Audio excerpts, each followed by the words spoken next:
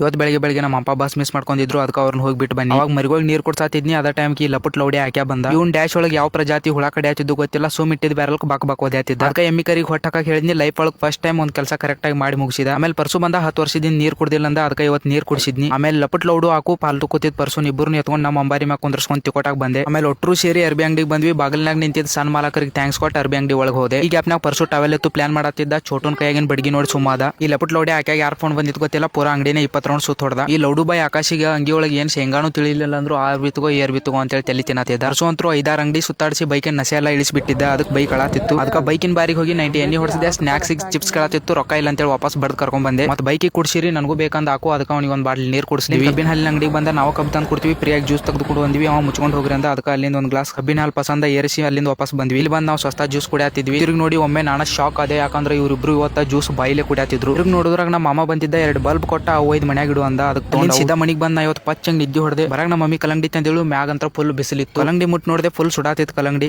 ನಾ ಕಲಂಗಡಿ ಜ್ವರ ಬಂದಾವ, ದವಾಖಾನಿ ಕರ್ಕೊಂಡು ಹೋಗೋಣ ಬಾ ಅಂದೆ. ಅದಕ್ಕೆ ನಮ್ಮ ಅವ್ವ ಇಲ್ಲ ನಾನೇ ಡಾಕ್ಟರ್ ಇದ್ದೀನಿ, ಇಲ್ಲಿ ಆಪರೇಷನ್ ಮಾಡ್ತೀನಿ ಕೂಡ, ಇಲ್ಲಿ ಕಲಂಗಡಿ ಅಂತ ಇಸ್ಕೊಂಡು ಕಲಂಗಡಿ ಆಪರೇಷನ್ ಮಾಡಕ್ ಸ್ಟಾರ್ಟ್ ಮಾಡಿದ್ರು. ಅಷ್ಟ್ರೊಳಗೆ ನಮ್ಮ ಮಾಮ ನಾ ಆಪರೇಷನ್ ಮಾಡ್ತೀನಿ ಕೂಡ ಮಿಸ್ ಆಗಿ ನಮ್ಮ ಮಾಮ ಕಲಂಗಡಿ ಮರ್ಡರ್ ಮಾಡಿಬಿಟ್ಟು ಹೋಗ್ಲಿ ಬಿಡು ಅಂತೇಳಿ ಅದ್ರಾಗ ಒಂದು ಪೀಸ್ ನಾನು ತಿಂದೆ. ನಿಮ್ಗೊಂದು ಶಾಕಿಂಗ್ ವಿಷಯ ಹೇಳಬೇಕು. ಕಲಂಗಡಿ ಟೇಸ್ಟ್ ಹೆಂಗಿತ್ತಂದ್ರೆ ನೀವು ಶಾಕ್ ಆಗ್ತೀರಿ, ಯಾಕಂದ್ರೆ ಈ ಕಲಂಗಡಿ ಟೇಸ್ಟ್ ಸೇಮ್ ಹೆಂಗಿತ್ತಂದ್ರೆ ಕಲಂಗಡಿ ಗತ್ಲೆ ಇತ್ತು.